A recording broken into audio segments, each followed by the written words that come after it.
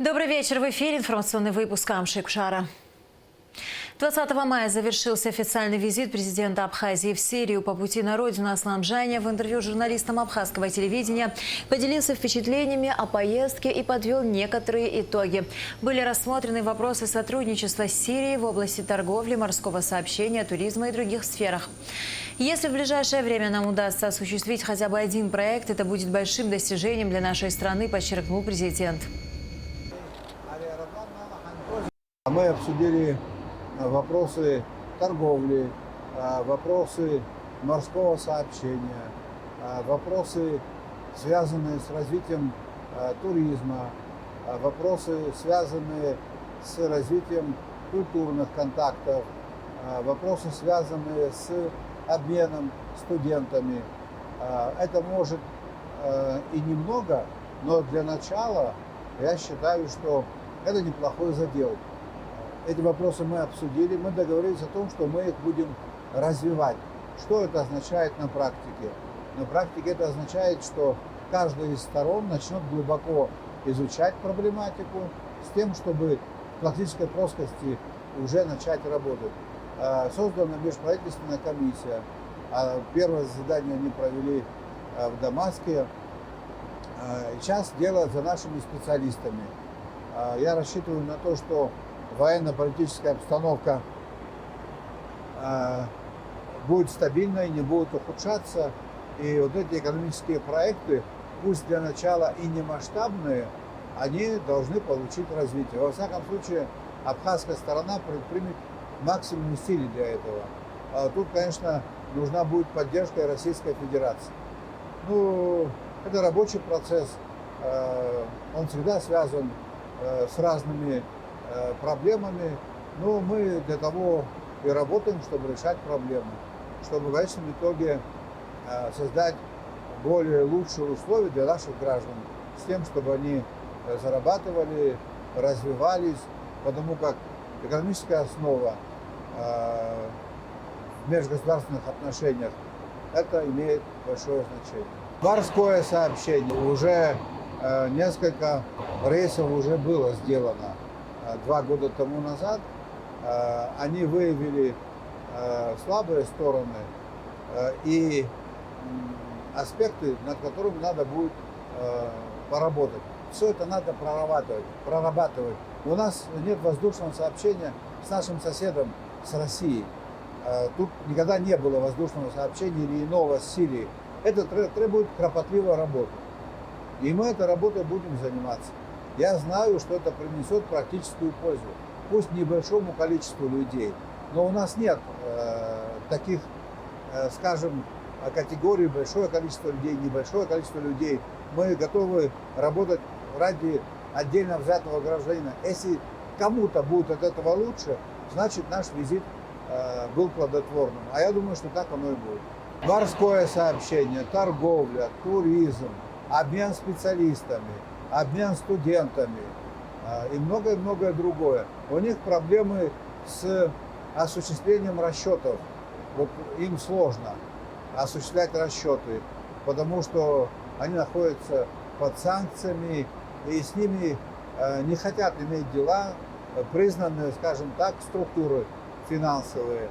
Как известно, мы тоже находимся под санкциями, поэтому нам это ничем не грозит по большому счету.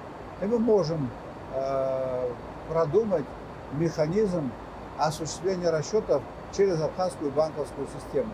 Его надо продумать, его сейчас нет. Я опять-таки подчеркиваю, это работа наших ведомств. Я проведу совещание, дам поручения, обозначу сроки и начинаем работать. Стартуем в таком ключе. Исполнилось 157 лет со дня окончания русско-кавказской войны, длившейся около 100 лет и унесшей тысячи жизней представителей кавказских народов. Ежегодно 21 мая в Абхазии вспоминают жертв махаджирства, тех, кто вынужденно покинул родину. В этом году памятные мероприятия были организованы Государственным комитетом по репатриации совместно со Всемирным Абхазо-Абазинским конгрессом. Начались они с открытия фотовыставки, на которой были представлены фотографии известных наших соотечественников и их потомков. Репортаж Алики Трапш. В Сухуми у памятника Махаджиров состоялась выставка, посвященная памяти жертв Кавказской войны и насильственного выселения горских народов Кавказа.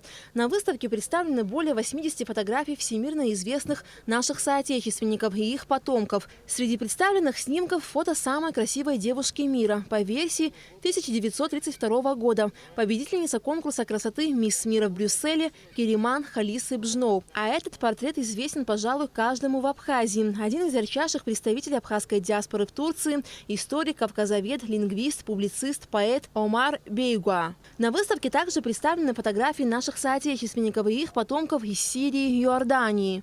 Сыграли определенную роль в становлении этих государств, несли большой вклад, и, как известно, и после этой трагедии нашей, после выселения в самой Турции, да и в Иордании, в этих странах происходили и военные действия, и активное участие в становлении этих государств. Большую часть абхазской диаспоры в Сирии составляют потомки выходцев из горных абхазских сел Аибга, Псху, Цабал.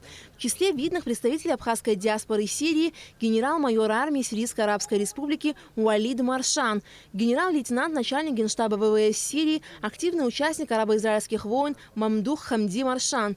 Невозможно не гордиться нашими соотечественниками за рубежом. Важно отметить, что в середине века мамлюки и те абхазы и черкесы, которые проживали в Стамбуле, Дамаске, Каире и других городах Востока, выкупали своих соотечественников, а зачастую родившихся вне Абхазии своих сыновей отправляли на Кавказ, где они постигали рыцарский кодекс чести Апсора и затем возвращали отроками в страны Востока, где они делали головокружительную карьеру, добиваясь самых высоких титулов и званий, например, великих визирей. Это все собрано, я как сказал, что государственным музеем, да, это и частная коллекция, и в основном эти близкие родственники, члены семьи, которые передали в музей.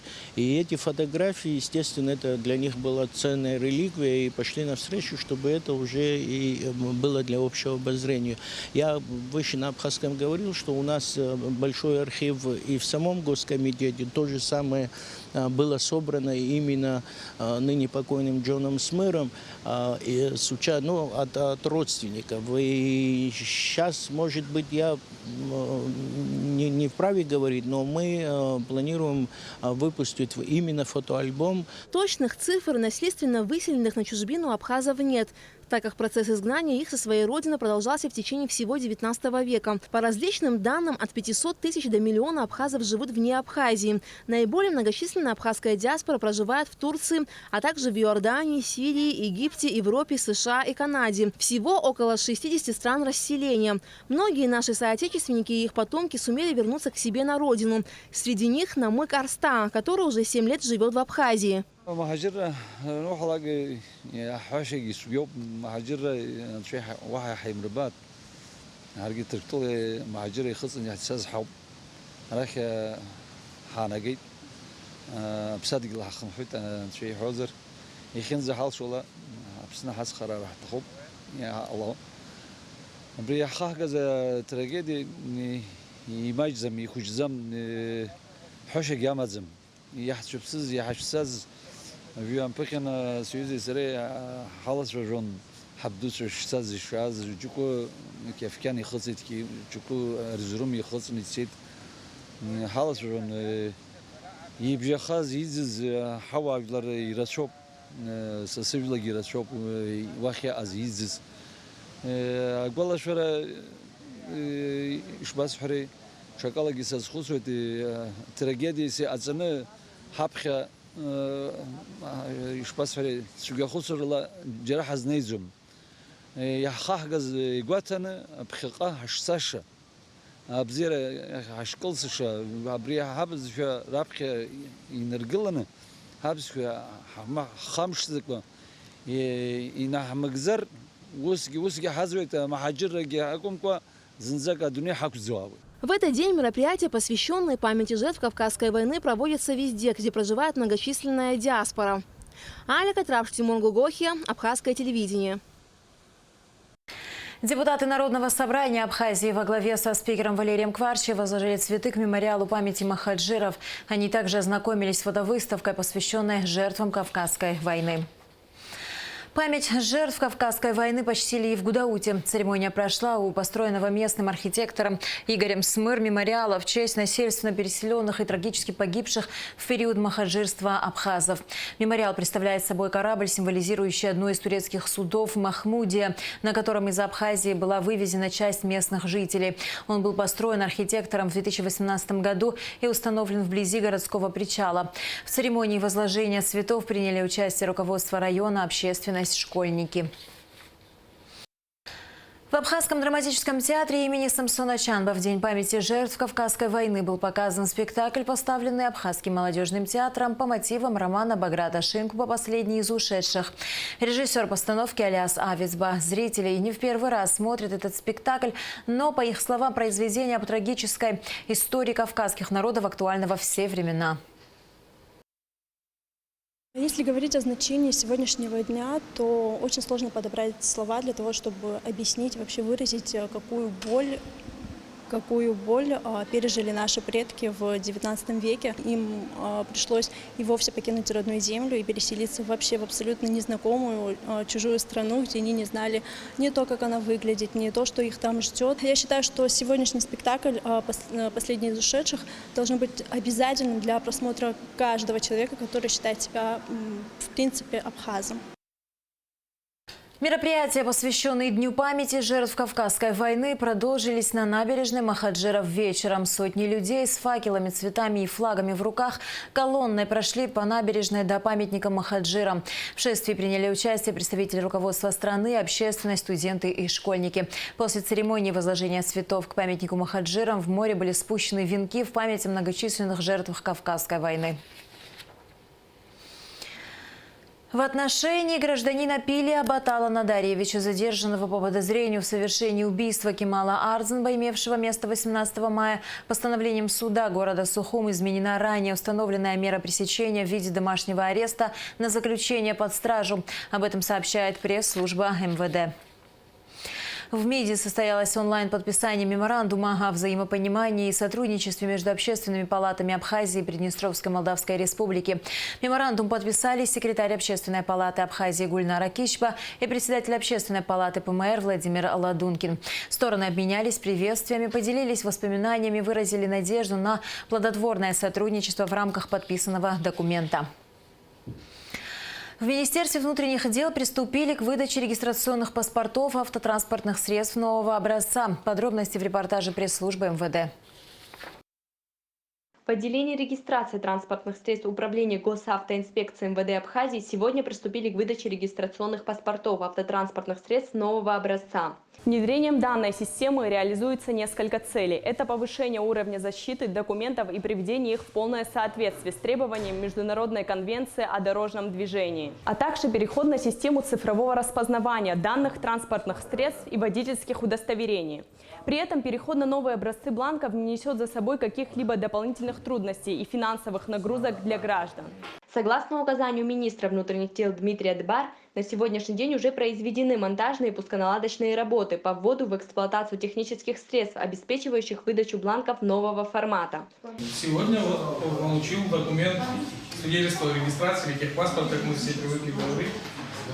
Документ сегодня соответствует всем нормам, стандартам, соответствует конвенции о дорожном движении. То есть очень удобно, очень приятно, что сегодня наш документ может на общем мировом уровне приниматься во всех странах. Документ о регистрации автотранспортного средства представляет собой комплект, состоящий из бланка свидетельства о регистрации автотранспортного средства, установленного формата с нанесенным на него полиграфическим оформлением и голографического ламинационного пакета. Аналогично выполнен и бланк водительского удостоверения. Документы обеспечены 8 уровнями защиты, в том числе и нумерацией бланка строгой отчетности с отображением в ультрафиолетовом и инфракрасном излучении. А голографический ламинационный пакет с фоновым изображением записан с помощью электронно-лучевой технологии. Бланки документов изготавливаются на современном оборудовании, соответствуют международному стандарту и обладают высококачественным уровнем защиты, что исключает возможность подделки. Постановлением Кабинета министров от 23 сентября 2019 года утверждены новые образцы бланков в формате ID-карты, разработанные нами с давним партнером Министерства внутренних дел Абхазии, Московским закрытым акционерным обществом «Первый печатный двор». который реализует техническую часть работы по внедрению данной системы в деятельность госавтоинспекции и в дальнейшем будет обеспечивать поставку высококачественной продукции, обеспеченной всеми необходимыми степенями защиты на уровне мировых стандартов. Данный проект не несет за собой никаких либо расходов со стороны государства, так как по большей части реализуется с использованием имеющегося в базе Министерства внутренних дел оборудования с небольшим его усовершенствованием. Начало использования новых бланков не означает необходимость замены ранее выданных. Граждане могут продолжить пользоваться своими документами наряду с новыми.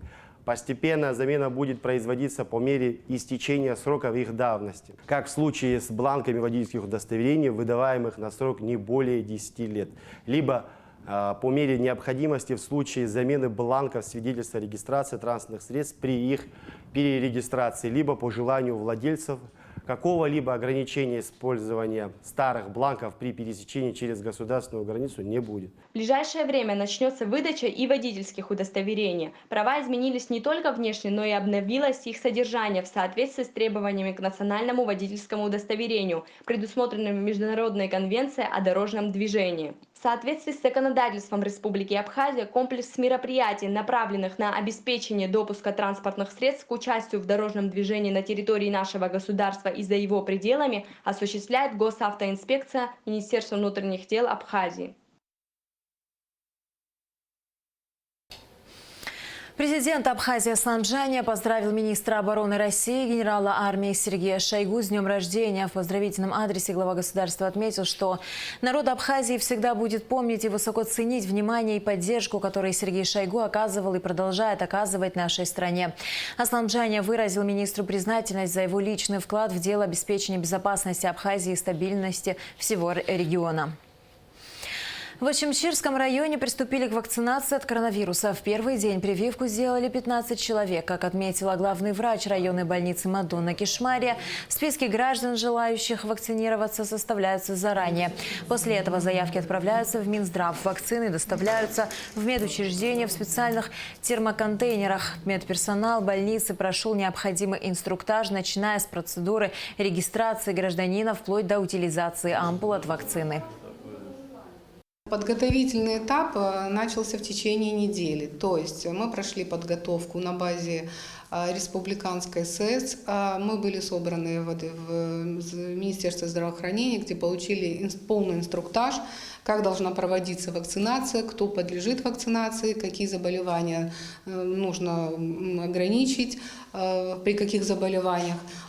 И в течение недели мы составляли списки, то есть те граждане, которые услышали о том, что началась в Абхазии вакцинация, они приходят к нам, записываются, мы записываем их паспортные данные, номера телефонов, и у нас есть определенный список людей. Так как сегодня первый день, и это наш пилотный вариант, мы решили сделать в течение недели назначить 2 дня вакцинации. То есть в этот день мы подготавливаемся. Мы из общего списка людей выбираем тех людей, которые в первую очередь должны быть вакцинированы. На сегодняшний день мы запланировали 15 человек, все 15 пришли. По данным Минздрава Абхазии, на сегодняшний день прошли вакцинацию в Сухумской поликлинике номер 1 214 человек, в поликлинике номер 3 60 человек, в городской клинической больнице 82 человека и в республиканской больнице 20. В Гудаутской ЦРБ сделали прививку 14 человек, в Гагарской ЦРБ 38, в доме-интернате для престарелых и инвалидов 15 человек, в СЭС 30 человек. Народный поэт Абхазии Мушни Ласурия стал лауреатом Патриаршей литературной премии имени святых равноапостольных Кирилла и Мефодия, сообщается на странице Московской абхазской диаспоры. 20 мая в зале церковных соборов храма Христа Спасителя состоялась торжественная церемония избрания и награждения лауреатов 10-го юбилейного сезона Патриаршей литературной премии. Мушни Ласурия стал лауреатом в номинации за значительный вклад в развитие русской литературы. От имени патриарха Московского Московской и всея Руси награду Мушни Ласурия вручил митрополит Калужский и Боровский Климент. Патриаршая литературная премия имени святых равноапостольных Кирилла и Мефодия – это ежегодная российская литературная премия, учрежденная решением Священного Синода Русской Православной Церкви по благословению святейшего патриарха Кирилла. Премия призвана содействовать развитию взаимодействия Русской Православной Церкви с литературным сообществом. Позвольте от всей души выразить вам мою огромную благодарность за то, что удостоили меня высокой чести. В этом я вижу и церковное благословение нашей абхазской словесности, благословение моего народа. Я осознаю, что моя работа – частица многовекового подвига абхазов в тяжелейших исторических условиях, сохранивших верность православному христианству. Это прекрасно, что Русской Православной Церковью сделано такое доброе и благородное дело, учреждена такая замечательная премия, значение которой со временем только возрастает. В Сухумском морпорту с 20 по 27 мая будет проходить арт-фестиваль. Завтра наступает уже сегодня. Мероприятие организовано компанией Colors of Nation, партнеры проекта администрация города Сухум, столичный морпорт, компания Аквафон и Спутник Абхазия. В рамках арт-фестиваля завтра наступает уже сегодня. Запланированы различные дискуссии, показ фильма. В проекте принимает участие российский художник Макс Кашко-Даньков. Он уже раскрашивает часть морпорта. По словам художника, он заранее не планировал рисунок. Цель фестиваля – общаться с миром при помощи искусства. Команда Colors of Nation вообще была создана и существует для того, чтобы расширять границы и говорить на языке искусства обо всех вопросах. Вообще мы считаем, что искусство – это тот инструмент, на котором можно говорить обо всем, и его понимают все. Даже люди, далекие от искусства, могут считывать эмоциональный посыл, который они получают от фотографов, художников, скульпторов и так далее. Вот наша задача – мы вне политики, вне религии, мы о добре, о красоте и о том, что даже таким способом можно решать любые вопросы. Как я уже и говорила, мы уже поднимали вопросы экологии в нашем проекте, мы поднимали вопросы инклюзивности, мы уже обменивались художниками из разных стран. Я рисую в рамках проекта так называемое «Видение города будущего», но так как для меня будущее каким образом неразделимо с сегодняшним днем и с прошлым, поэтому я предлагаю определенного рода нам уже сразу переместиться в будущее. Якобы вот мы с вами через 50 лет находимся здесь, в морпорту, и видим то, что нам оставили наши потомки, как такие вот обрывки, как артефакты. Это не целое, как это письмена, да, а вот какие-то коды, которые зашиты, и которые нам нужно расшифровать, что они имели в виду и почему они такие смешные, да, в то время были. Вот примерно так.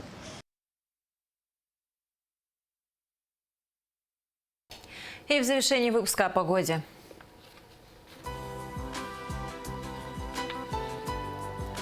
По сообщению гидрометцентра, в выходные дни в Абхазии ожидается переменная облачность. В субботу ночью и утром туман, местами возможен слабый дождь. Днем преимущественно без осадков, вечером и в воскресенье до полудня дождь, гроза. Температура воздуха ночью 12-17, днем 18-23 градуса. Температура морской воды 17 градусов. На этом наш выпуск завершен. До скорых встреч в эфире.